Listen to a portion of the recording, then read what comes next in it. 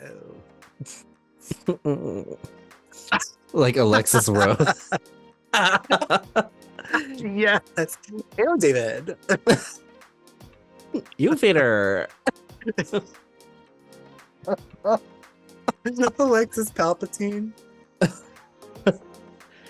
La la la la la la la la. A little bit. A little bit of Sidious. Palpatine.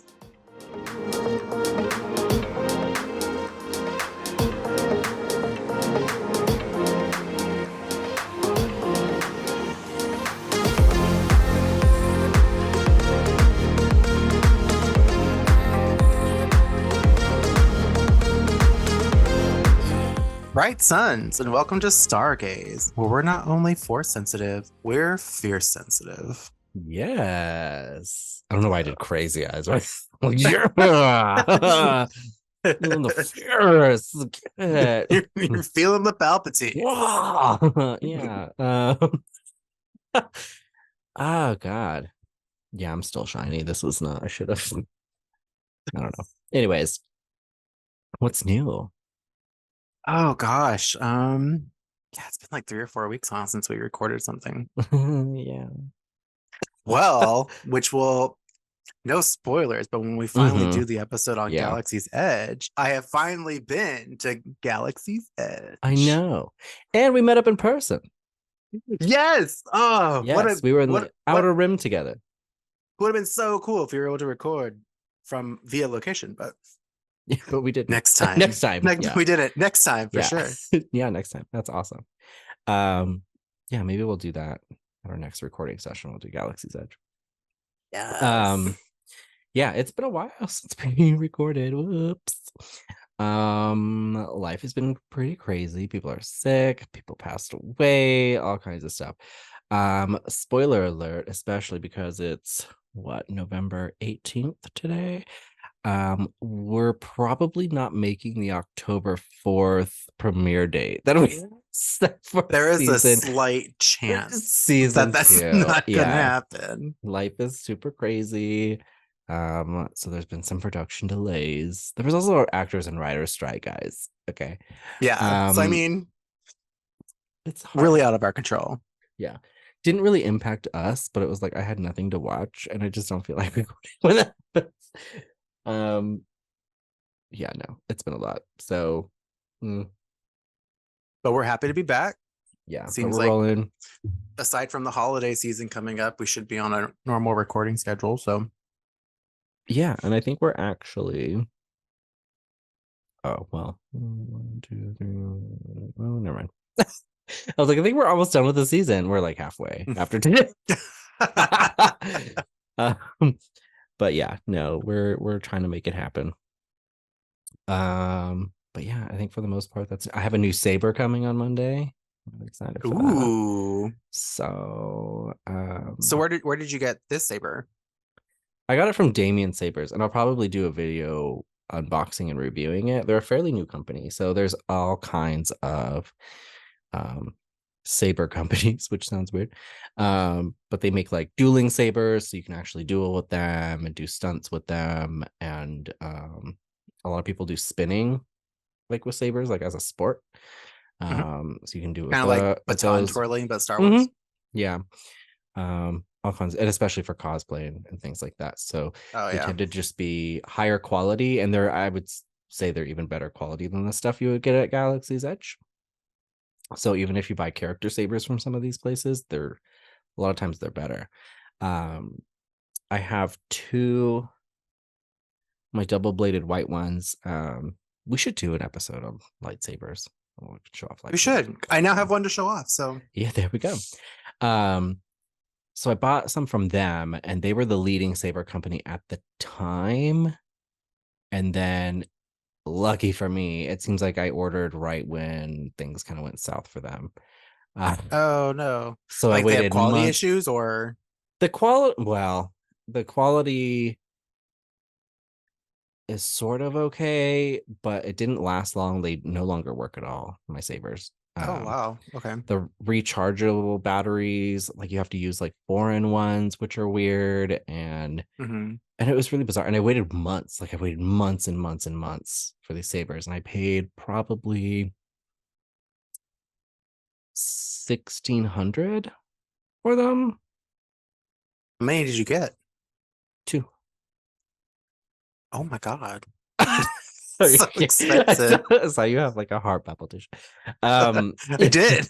Yeah, so I bought and it was just not for what I paid, it was not what I got. And when they got here, like the box was damaged and all this shit, and people had started having like a similar experience with this company. So luckily there's other ones out there.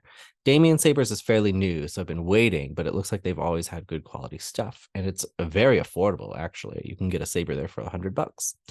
Oh wow! Even the character That's sabers, like half the price as Disneyland. Yeah, and even the character sabers tend to be cheaper, I think, and especially right now, I think they have a sale. You can get the Ahsoka ones like for $300 on sale, probably closer to $250 from what I saw. But if you go to Galaxy's Edge, they're like $350 and they're lesser quality. They're bulky. Yeah. And shit. So when you order one from them, do you get to design it yourself? Some companies do. Like you can, based on certain options they have, you can customize it. I didn't see that option with Damien Sabers, and that might just be because it makes it harder for them to produce the orders. So, so they have like some precast ones that. Yeah, so they have a lot of like original designs that they just kind of made up, and then they have like the character ones and things like that, but they're really nice. So I got one, especially because my ones aren't functional. Yeah, and I'll send you the link. It's actually really cool. But they have like basically, I mean, you can get one for like $50-$70, like if you really don't care how ornate it is. And then depending on what you want and how you want it to look and what you're looking for, it goes up from and there. Those ones you said you're able to duel with? Yeah, so they use certain blades that, and it'll tell you on a chart like whether it should be like light dueling or like you should be careful with it. Okay, hear me out.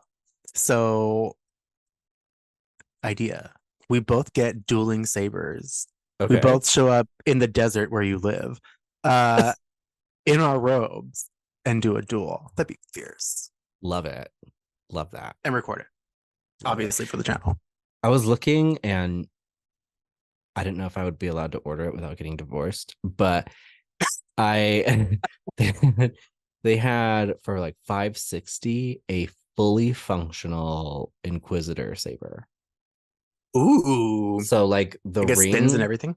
But I don't know if it spins. Like, calm the fuck down, Zack. But you know what? For $560, it better fucking spin. But the ring pops open and does all that stuff, and it's incredibly screen accurate. And I was like, holy shit, this is cool. It might spin. I don't know. I'll take a look. But it's real nice.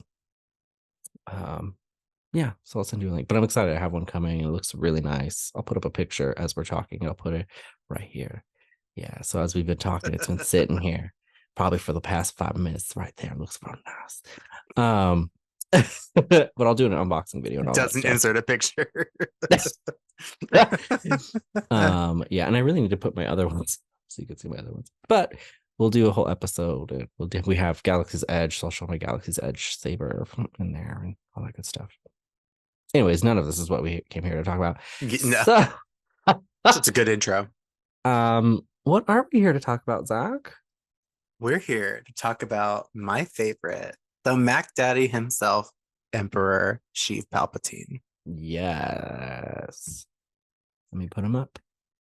I don't know why he's my favorite, but I've always been drawn to him. I think he's fantastic and a very, very interesting character. Always found him to be very alluring.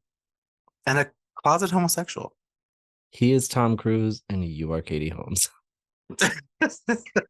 Yes. But then he makes you join his Sith church. It becomes very weird.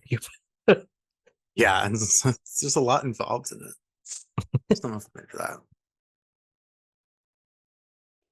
Yeah. I want to make myself a little bigger. There we go. Wait, the way you just like scoot it up. There we go. Looks like he's looking at you. He's like, this one likes me. I sure do. He's like, is that a tunic? So kind of you to notice. I came dressed for the occasion. He's like, I like you. And I'll have you know, Ahsoka herself told me this looked very good on me after she scolded me at Galaxy's Edge. And then you killed her for his approval. Yes.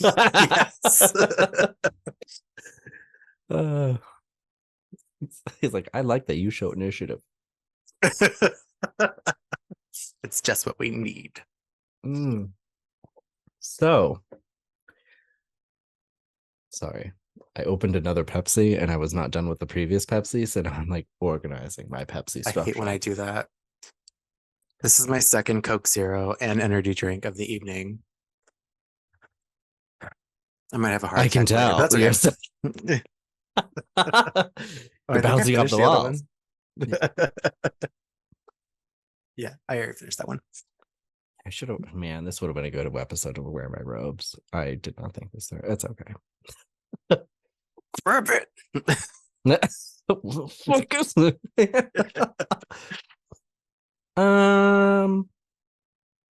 Yeah, think about it. Oh, on a side note, I think the black robes are different from the brown robes at Galaxy's Edge. Well, yeah, they're black. Oh, no shit. I meant the construction of the robe itself, I think, is different. Because like when you wear yours, your hood doesn't look quite as big or as bulky at the shoulder. And mine is like kind of like Palpatine's. Like it's really big and bulky up here. And the hood is huge. Interesting. Unless I just feel that way. I don't know. You got a brown one? No, I have the black one, but the black one looked different. Yours is black? Mm-hmm. I thought yours was brown. Oh, well, look at that. Look at us twinning. I love that. I'll go get it. I'll be right back. Do it. Should I put mine on? That shit's hot. Okay, my Palpatine cosplay, live for it. Oh my god, Grady, I don't know if you can hear me, but when you see this on camera with this background, amazing. Ooh, I can hear you. I'm excited. Now I feel like a Palpatine fanboy even more. I am the Senate.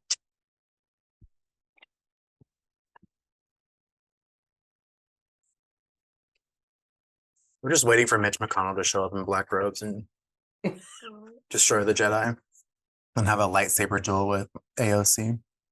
Oh, it is black. This looks weird with the hat, but I'm okay. You know what it looks like with the hat is what's that race of like force sensitive people from Jedi Fallen Order that you're like Zepho? Yeah, you look like a Zepho. Little Zepho. This is the height of nerddom, and I am living for it. I love wearing these. Those are so much. Do you wear yours around the house too? Yep. I do too. Yeah. My family thinks I'm certifiable. That's good. But I'm okay with that. This red light. It looks like I'm on Mustafa. What's happening? On location. I wonder if I can take the hat off without showing my hair. We wouldn't want people to know you have hair. Not when it's messy. That's better. Yes. Maybe. I don't know why. Like in the pictures you posted when you got it, they looked brown. That's why I thought you got it. Did they? Though? They did. They look like brown gray kind of, which I guess I'm describing black, but They look like brown, but like much darker. Like almost like really dark. Almost void of color. Yeah. Like midnight. You know what I mean? Yeah. Love it. I feel like I'm hiding in here. I don't like it.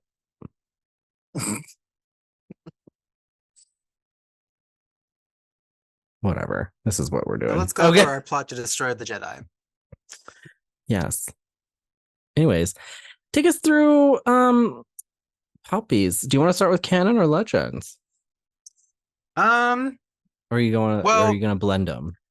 they kind of blend because there isn't a whole lot of difference between the two of them. Mm-hmm. But we can start at the beginning. Yeah. Sheev Palpatine was born on his home planet of Naboo in 84 BBY. He had red hair and blue eyes, quite the looker. Um, I think in canon, his family is referred to as the Imperial family, um, Oh. which is just Oh, dynastic, a because noble I family see. from, yeah. He comes from a dynastic noble family on Naboo who are relatively conservative and isolationist, um, which Palpatine does not agree with. I wouldn't say he's very liberal either, but he's not an isolationist. He was all about Naboo joining the Senate and trading with the Trade Federation, and all that, because Naboo has a huge store of, is it plasma? Is that what they use? I think so. Yeah, actually, I think you're right. Yeah. So Palpatine and his master Plagueis, also known as Hugo Damask, are really integral in ensuring that Naboo is pumped of her natural resources for the Trade Federation. Love that. So in Legends, Plagueis identifies Palpatine on Naboo during a diplomatic mission because Plagueis or Hugo Damask is like a really wealthy dude in politics, for lack of a better phrase. So he goes to help facilitate that whole trade agreement and set up everything in Naboo, and he notices that there's someone strong on the dark side on Naboo, and it is revealed that is Sheev Palpatine. Wow. And he kind of meets with him a few times casually just to kind of like put his feelers out. And then I think they start working together. And I think it's after, so in Legends, Sheev kills his whole family in a fit of rage because Whoa. he has a lot of disagreements with his father, and the way he wants to run things politically. And I think he's threatening to send him off to like one of those um, this is like in his 20s. So he's like sending him off to like Like a not a pray the gay political away youth program. camp. Oh. Kind of, but for Yeah. politics, a little bit like that because I think he was getting into stuff he shouldn't be, or stuff that was like exposing the family or something like that. I'd have to reread it to Vaping. really know. He was vaping in public in Thebes, like kidding me. Blowing clouds. Yeah. So he and his father get into a huge thing, and through the dark side, Sheev kills his entire family. Um, Plagueis recognizes the surge of Dark Force energy coming from him and the blip in the Force and covers it up for him. Gets Palpatine out of there with his connections, provides an alibi, and Wow. basically tells Palpatine, "Well, you need to pledge yourself to me because I'm going to take care of all this for you, and you can be great." And so he begins his training as a Dark Lord of the Sith. Interesting. None of that happens in canon, but it does Well, I think in Legends. yeah, I was like, I don't know. We don't know in canon, I think, a lot still. So, or what differences Right. they're gonna make. So I think that's the So hard part. as of the time of recording this, none of that really happens in canon. Right. He completes his training with Plagueis. I initially Plagueis's grand plan for the Sith was so that Palpatine would become Supreme Chancellor and then elect Plagueis as a co-chancellor, and the two of them would rule the galaxy. Plagueis is the one who I think gives Palpatine the idea for forming the clone army so that there's a military force behind the Republic, which will become the Empire. Wow. Because I think they have, and this is all from the book Plagueis, which is really more about Palpatine than it's about Plagueis. But I think that's when I think it's Plagueis that identifies Dooku and Sifo Dyas as people who are possibly have dissenting voices in the Jedi Order within the Jedi Order. Interesting. Oh yeah, for those of you who haven't read it, it is a wonderful book, really cool. Please go read it. Pictured here if you can. Does not insert picture. So actually, on the night that Palpatine is declared the Supreme Chancellor, that is the same night that he kills Plagueis and becomes the master instead of the apprentice. And he already has Maul as his apprentice. I don't think I knew that. Whoa. Yeah. So he had, during his training, he identified Maul and took him as a baby and kind of told Plagueis that he was like a pet that he kind of wanted to experiment on and raise to know the Force. Because the Sith actually have a lot of people who are Force sensitive in their employ. They're just not gifted the knowledge of the master or apprentice, like which is kind of how, like Ventress, yeah, exactly like Ventress. They're expendable. They're not taught the secrets that the master and apprentice would know, so that they never, and they never threaten the rule of two. But if an apprentice dies or something, then they have someone else there to assume that role. Yeah.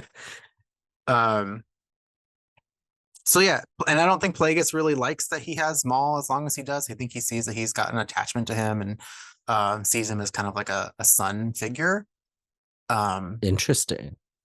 Yeah, because he has Maul his whole life and is training him his whole life and trains him as brutally as Plagueis trains Palpatine. That's interesting because we don't really get to see a lot of emotion from Palpatine of any kind other than rage. Right. And so much of it has to do with just like it's more his actions that allude to what emotion might be there. But he's a very ambitious person. He, like, even from before he was tempted to the dark side, he was very interested in the politics of Naboo at the time and was definitely much more radical than his family was, which I think led to a lot of that strife and turmoil. But Plagueis identified that and really fostered that and made him what he is today. So in Legends, he does have a Triclops son with an individual named Sly Moore. This is when he was doing experiments with cloning. So I don't think they actually like procreated. I think Sly used some of his DNA and they created this Triclops son. This is Legends, right? This is Legend. Yeah, this is all Legends. From that Triclops produces a grandchild.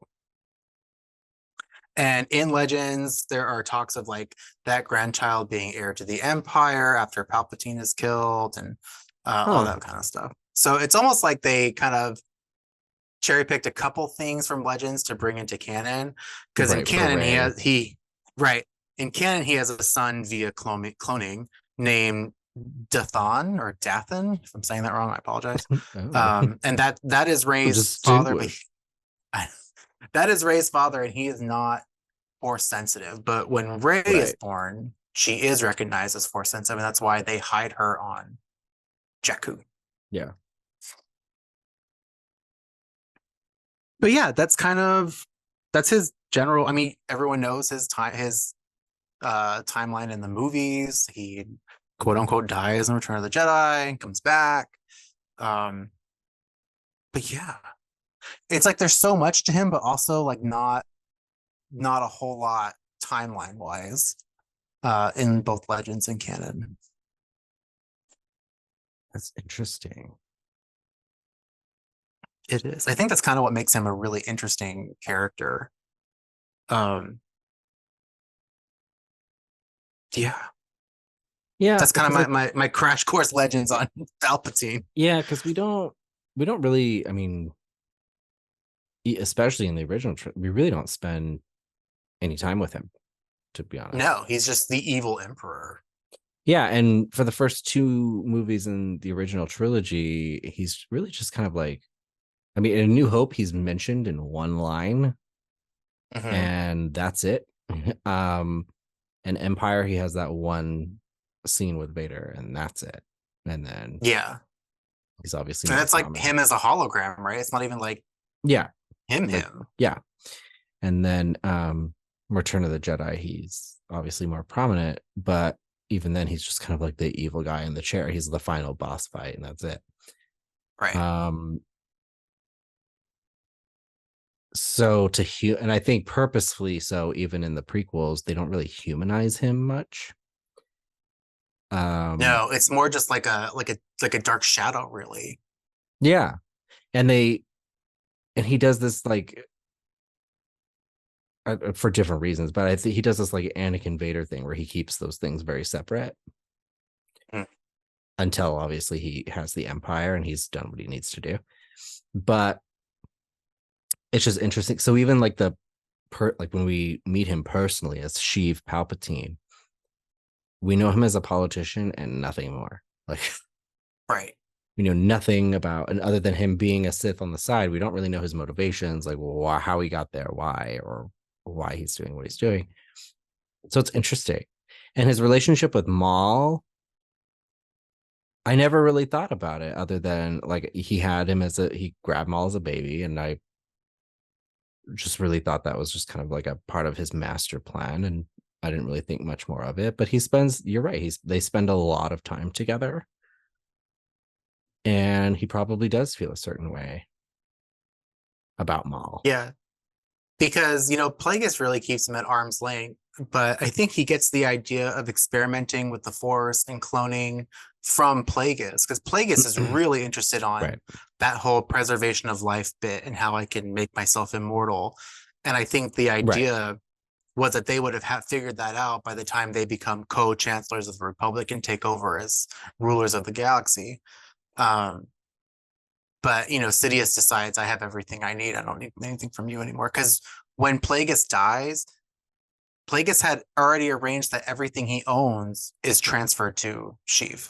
Like he gets, like, in his will, like he gets everything. And I think that's kind of a common practice in the Sith between master and apprentice. Um, but I think he was, Palpatine is incredibly calculating, and really it's a lust for power and dominance. And it kind of starts off kind of how Anakin was, where I want to reshape the galaxy into the better way, and I know the better way, and I need the power to do that. And then just over time becomes, I just want the power in the galaxy to be able to do what I want. But it always has to do with ambition and lust for power. Yeah, which is a popular Sith thing. And it's interesting, and it makes I truly feel bad for Maul because because Maul is only that. He can't get past that. Like he's so focused on control and power and different ambitions than Palpatine. I don't get a sense. I think he would if the opportunity presented itself to rule the galaxy, but I don't necessarily think that's his main thing. Right.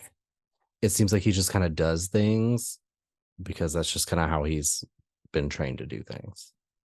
Right. It's like he's the only, because there are a lot of ways when you are a Sith or a follower of the dark side to access and sustain that power from the dark side. And rage is a really good one, but it's not quite as consistent or sustaining as finding other sources within yourself to really amplify and control the dark side. And that's the whole bit, right, to the Sith. It's not we work with the Force and the Force is binding of all of us. It's I control the Force. The Force is mine to manipulate. And that's kind of the two main different things between the Sith and the Jedi, where the Jedi serve the Force flows through them and they're part of it. The Sith are, the Force is my tool to exact how I want things to be. And Palpatine loves that. Yeah, of course. That's so interesting. And that makes his interaction with Dooku also very interesting. Oh, yeah. And he was already, I mean, he had already met Dooku and was already like talking to him when Maul was still his apprentice. Yeah, and I mean, they had likely crossed paths several times because Sheev was senator of Naboo.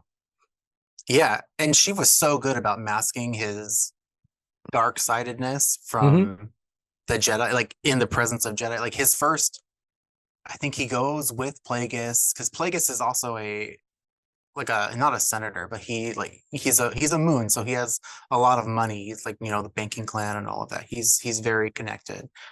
So when they start going to like political gatherings, part of his training is to be able to mask himself from other force sensitive people, especially the Jedi.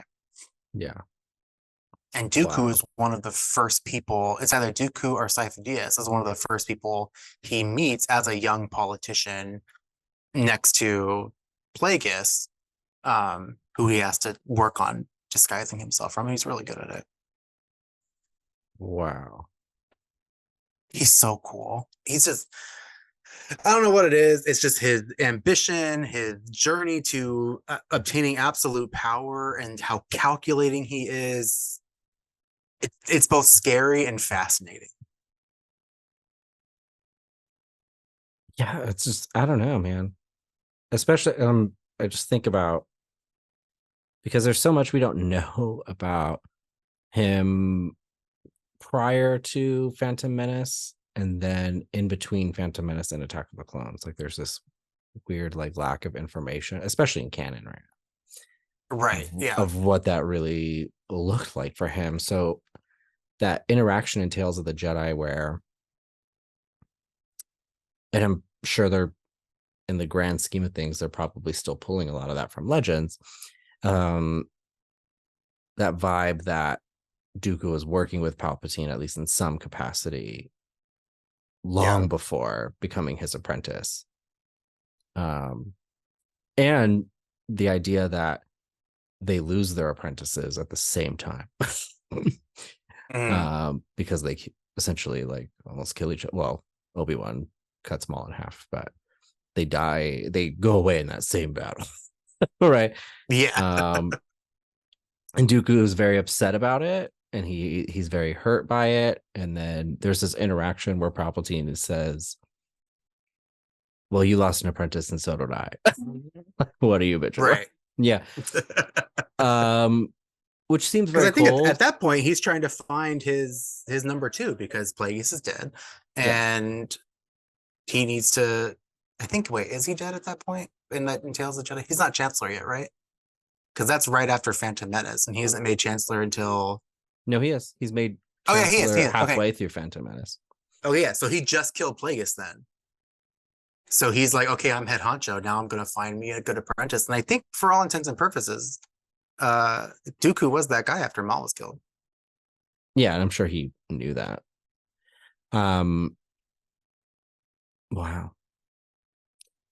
And I wonder, I don't know.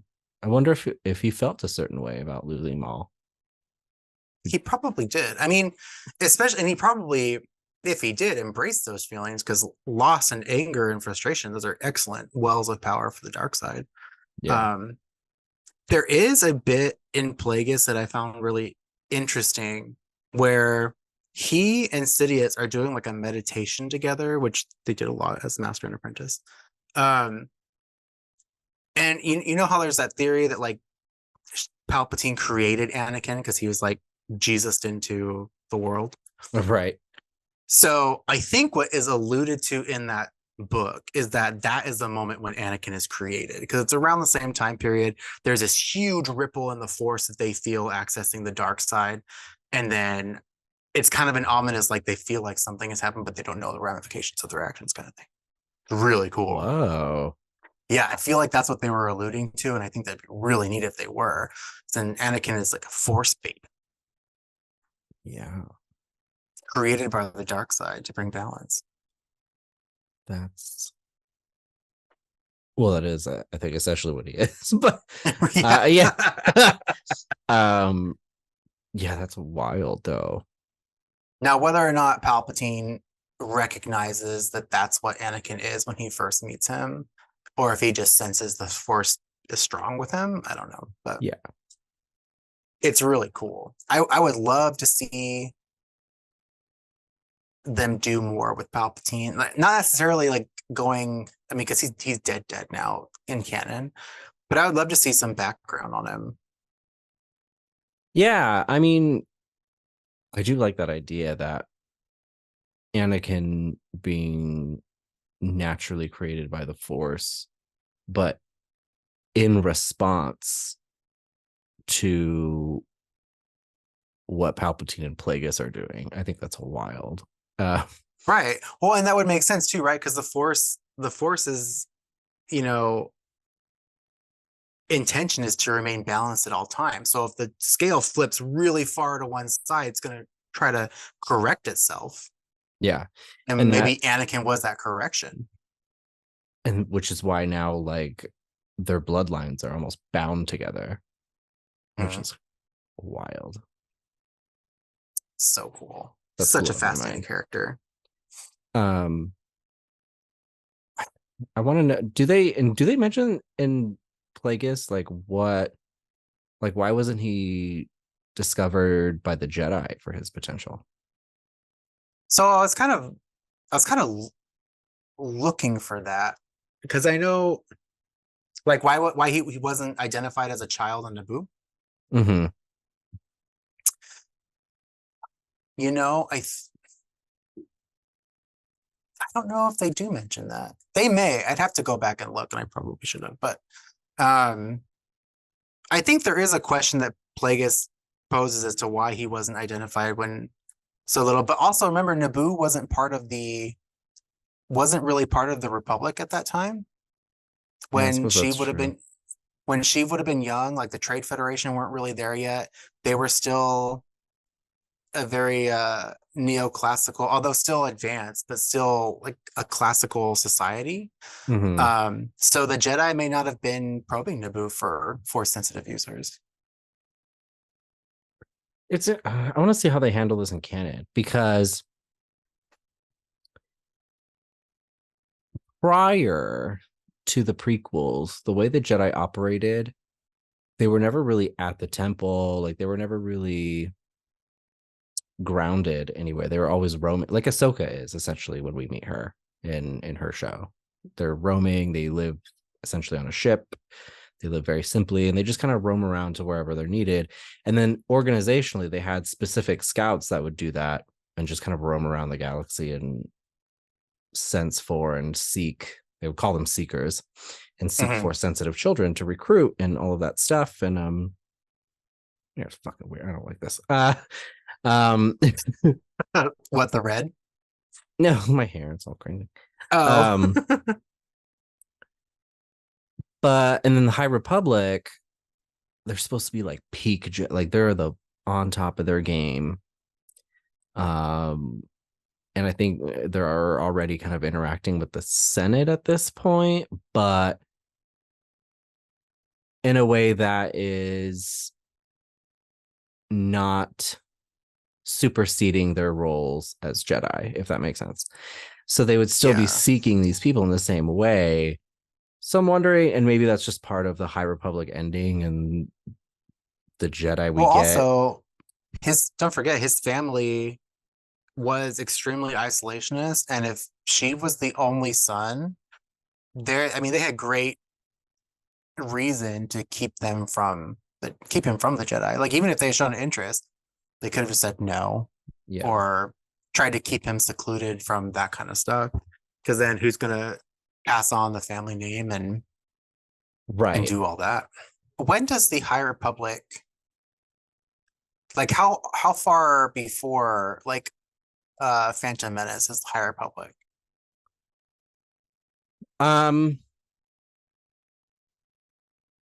I would have to double check like when they consider the era to start, but the amount of High Republic being covered and storytelling right now begins about 200 years prior to Phantom Menace.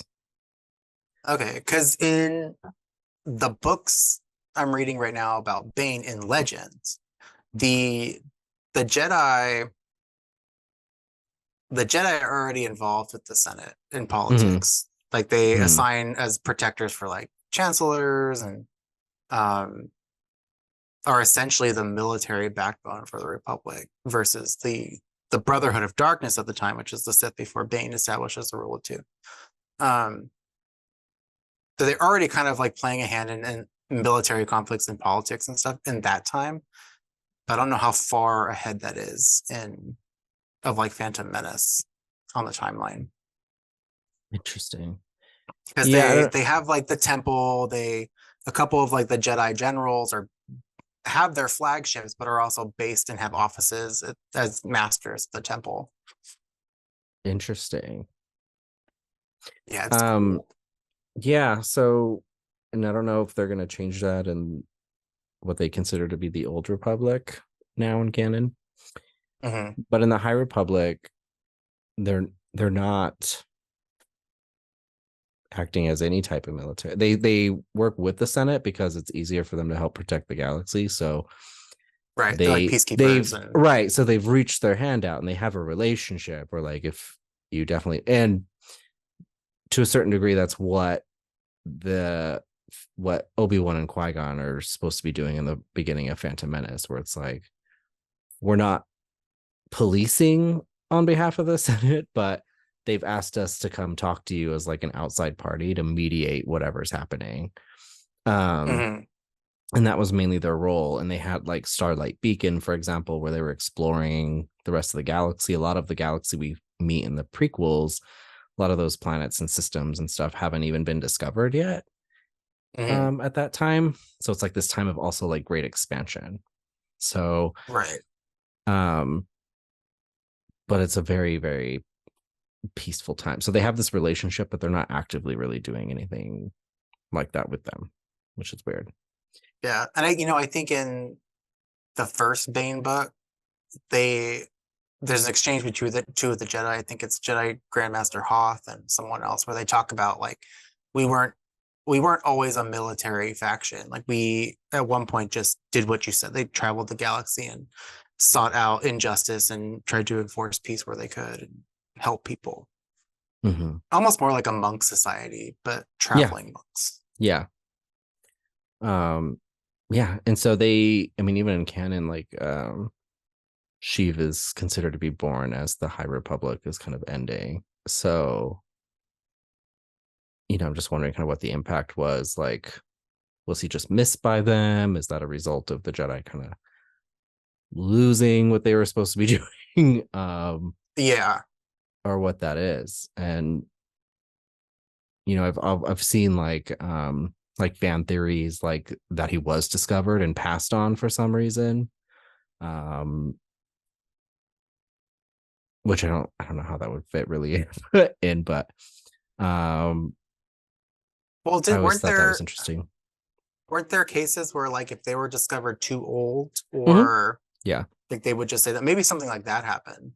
Yeah, and so that's also partially where the Jedi have now lost their way is like they're way too rigid and structural and organ like they're now Yeah, an we can't organized brainwash them at this religion. age. Right. It's like this weird thing. So and by that logic, like they were ready to pass on Anakin, for example. Um, so I think there are people who have it kind of like in their head canon that um, Palpatine was for whatever reason just not given the chance Mm-hmm. and was deemed either for some reason unworthy to be a Jedi, and that feeds into his like hatred of them. I'll look back because they do go over Plagueis ponders that too. Like why haven't the Jedi found him yet? I'll look back in the book and see if it's mentioned. It would be Yeah, very early on. yeah, it would have to be. Yeah, that's interesting. Wow. Oh, Sheevy. But I think it's part of his the unanswered questions about him that make him so like fascinating. Yeah, he's really mysterious that way, which is kind of cool. And again, I think that's intentional. It's like he's the bad guy, and that's what they need him to be. And it's scarier the less you kind of know about him. Mm-hmm. But I want to know. I need to know, damn it. Yeah, and whether or not he ever had any, I don't know. I'm assuming boyfriends. what that looked Well, like. he has been on many episodes the gayest part of Star Wars for us. So. I'm that's all I'm saying. He's pretty ornate. uh, pretty flamboyant. Yeah, I guess that pretty much covers that. I do want to know more about Exegol too, and what leads him to this massive contingency plan he has. And aside from wanting to be immortal through cloning, I think Exegol is a very specific choice to do that on, and I want to know why. Mm-hmm. And how he even finds Exegol, because it's also supposed to be like this unreachable place almost, and all of that good stuff. It's wow, yeah, And yeah, there's a lot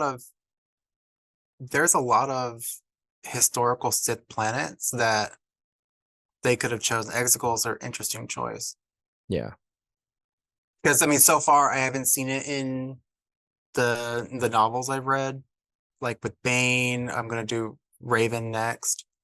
Um, but yeah, I mean, they mentioned a few planets, but Exegol's not one of them. And because we're talking about his relationship with Maul too, like it's interesting with that in mind, and like maybe what his emotional side and what his emotional points of view on family are, because I would argue his dynamic with Dooku very different than his dynamic with Maul and Anakin. Mm-hmm. I think it's like he goes into that relationship with Dooku fully knowing he's outliving Dooku. I think so, yeah. um But I mean, Maul and Anakin, having known Anakin from such a young age, I mean, he had a complicated relationship with his own father. mhm. So maybe being a father figure was part of the driving emotion behind him really attaching to them and raising them in the dark side if he could. Yeah, yeah, that's interesting. Because even though he was involved in Legends, he was involved in politics, he was pretty rebellious, and he had that complicated relationship with his family, and never felt necessarily a connection to them. Like he insisted from a very young age just being known as Palpatine, not by his own by his name. So he has like some like I guess family pride, but only because I think the status that they brought because they were really well off in Naboo. Which is And in fact, and that go feeds on. into a lot of like I think Sith ideals too, which is like, yeah, I'm gonna keep you around and I'm gonna teach you everything I know, and you're gonna get this huge piece of me, but only as long as you're useful. But once you mess up and you're Right. embarrassing to me, like we're done. Right. You are expendable. Yeah. And I think Palpatine had really thought he found a way to remain immortal. So he didn't have to really do the whole pass everything on to an apprentice thing that Bane Yeah. set up. Like Bane had it very clear in his mind, like this is the natural order of things. The apprentice will covet the power of the master and kill him. And I think Palpatine wanted to change that into the master just never dies. And like Yeah. it has his like number two, and that's how it is, and keeps changing out number twos. Wow. That's wild. Poor The Maul. dark side is fascinating. I know. What is the oh man, the I'm probably getting this wrong. Is it Sisyphus, the Greek character who's constantly rolling the ball up the hill just to have it roll back down? He has to keep pushing it up. Yeah, I That is believe that is Maul. him. Yeah. Yeah. And it's like he has nothing else. Like he has one mission. And then as soon as something happens that one mission, it's like he has to fixate on something else. And he just can't. And he has to be able to apply the stuff that Palpatine has taught him because he knows nothing else. Right. So his whole thing is about killing Jedi because that's all like Palpatine has trained him to do. He's like, our goal is to wipe out the Jedi. So he's like, cool, I want to kill Jedi. And he's very excited to do that. And in the comics, he gets a chance to do that to prove himself. And I think then, he kills a Padawan. yeah. And then he gets like the big opportunity, which is, now we're we're gonna be out in the open, and he gets to fight Qui-Gon and Obi-Wan, and he successfully takes down Qui-Gon. Very proud moment. But then he's essentially killed, by a Padawan, which is not great. And I'm sure that didn't look good to Palpatine. And then he becomes an angry spider. Yeah. And then he shows back up and he's like, well, I'm clearly have been replaced and things have moved on without me. And my master, who's essentially dad, is just kind of hanging out with somebody else and doesn't really give a shit. So, and even when he comes back, most of the time, like for a long time, Palpatine's like, whatever. Like, I'm not that care about him. Not that worried about him. Like, he's been cut in half, and even when he was a whole Sith, he was beaten by a Padawan. He's like, so I'm gonna drop everything to welcome this one back. No. How embarrassing. Yeah. And then Maul takes over Mandalore, and then Palpatine's like, okay, you know what? Maybe I don't have time for you. Maybe we need to take care of something. Go lay down the law a little bit. And then Maul escapes, and then even then, Palpatine's like, whatever. let him go. And then he gets Crimson Dawn, and then I don't really know what happens where Maul gets ousted of Crimson Dawn. And I don't know if that's been covered in the comics. It hadn't been the last time I dove into them, but. And that's like, for some reason, then he's like, well, I don't have Crimson Dawn anymore, so I guess I'll just focus on finding Obi-Wan. Like, what else do I have?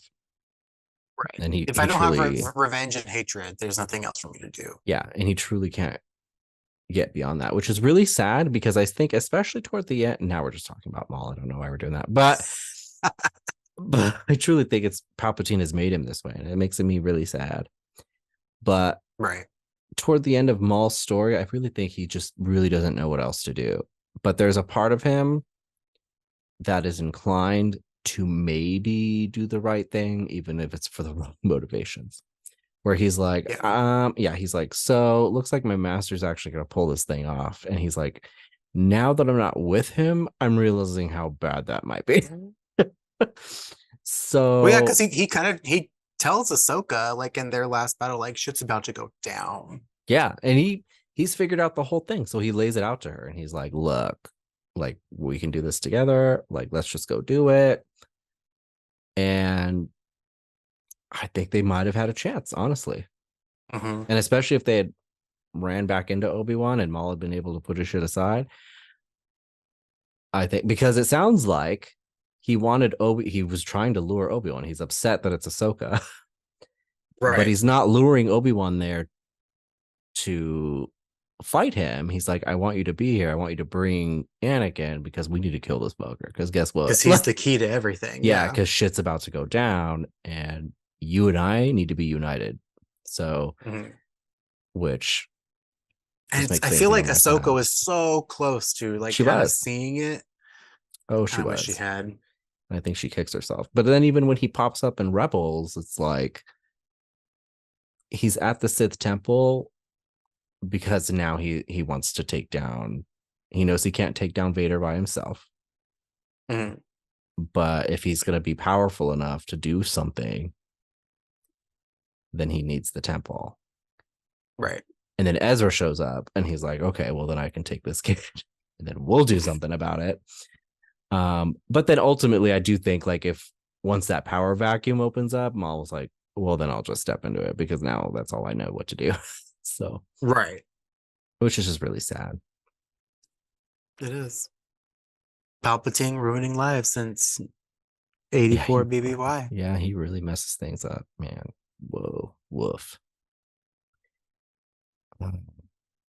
Well, what else?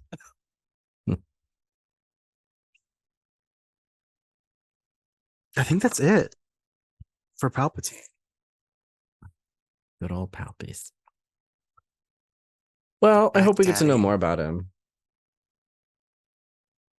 So yeah, I hope they I don't know that his character needs, well, maybe I hope they flesh out his character a little bit.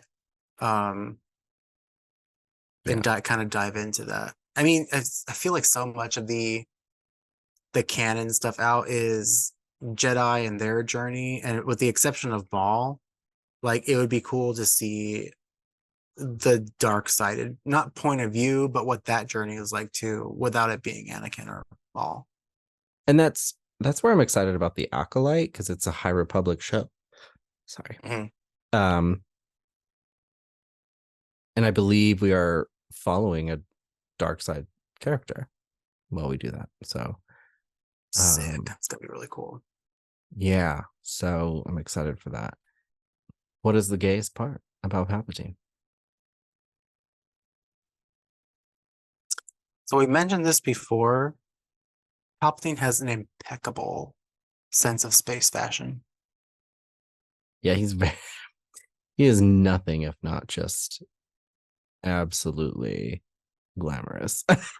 Stunting. Yeah. He is just phenomenal when it comes to fashion. Imagine a pair of heels under every robe he wears. Yeah. It says my secret. And I'm sitting on it. Alyssa's secret. I killed her for it. I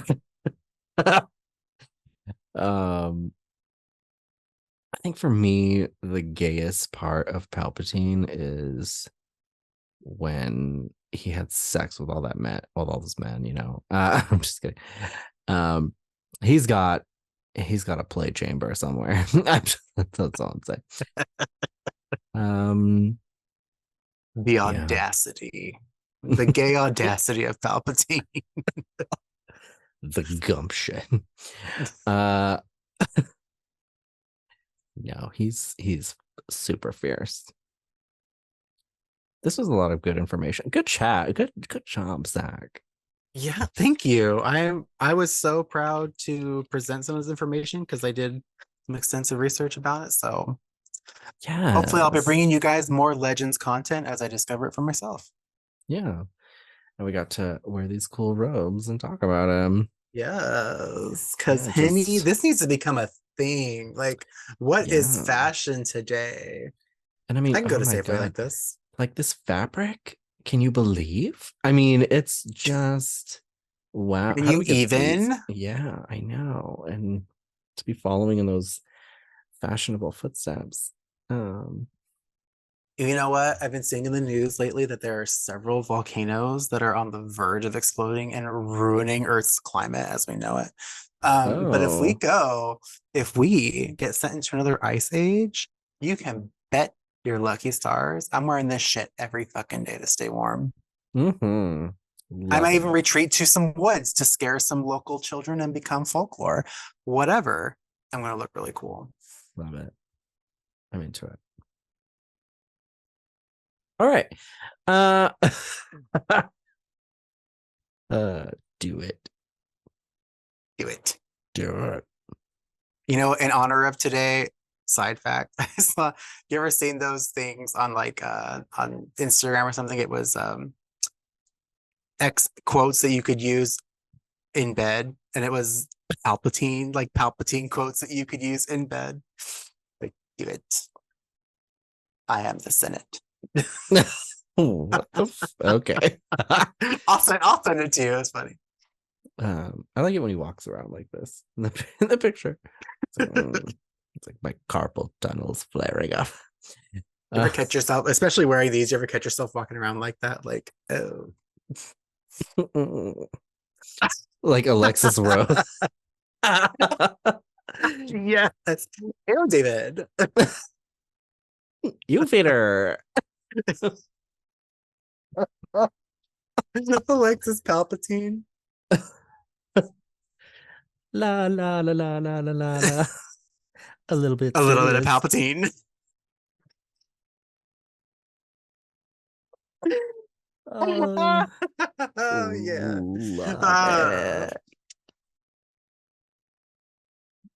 Now we're cooking with gas. Yeah. Oh God. Yeah, no more jokes, I guess. Okay. I was like, do I have any more? None were coming. Okay.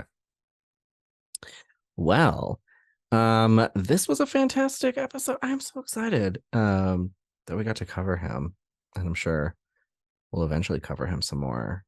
I don't think we've seen the last of him. And I really hope they use Ian McDiarmid to play him as much as possible before we lose Ian McDiarmid, because he's just so good. And I love lately that they have been like, he's come back for Bad Batch, he's come back for Kenobi, he's done all this stuff. He's a joy, and he loves being in Star Wars. He thinks it's so cool to be Palpatine. So I'm glad that they asked him and they're utilizing him, because in Clone Wars they just never asked him. And what the fuck? Yeah, I know.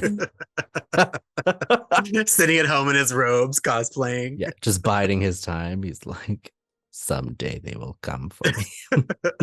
I have foreseen it soon. It is as I have foreseen. Yeah, so I love it, and he's a joy. I loved meeting him at Star Wars Celebration. He's just so. Oh, I'm so jealous. That's so cool. He's so nice, honestly. And he just loves it. And when he's on the celebration stage, like he loves it. He eats it up. So, but he also is in his 80s. So let's do something. I would be recorded, like I would just be writing lines, like record. We just need this for the archive. Yeah, just so as many animate you or 3D. Shit. Yeah. Mm-hmm. Yeah. Good for him. All right, though. Okay, well, thank you guys for watching and or listening. Though, if you'd like to check out more, any of our past episodes, any of our future episodes, you want to get stargazy with us, feel free to hit that subscribe button for the PG Media channel so you don't miss out on anything. And if you would like, you can find social media information in the description below. Give us a follow. But we love doing this for you guys. So thanks for watching and listening. We're sorry it's taking so long to get these out to you. But yeah, we'll be back. Well, for us in about 15 minutes. We'll be back for you for a week to cover General Grievous, which we're really excited. We're going to do a whole episode. I don't know why I'm doing this. Woo! Hang out with them. Woo! Woo! The dark Burning side. Yeah. At a rave. So dark. You'll meet her. You'll meet her. Yeah, I just really think that you should be feeling the hate right now. And anyway. Right in the middle of closing the episode. Anyways. But thank you guys for listening and or watching to episode 18, I believe, of STAR GAYZ. And we will see you next week for General Grievous. And with all of that being said, maybe go watch some Star Wars. And may the Fierce be with you. Do it. Do it. Do it. Or he's going to have your head, Hanny.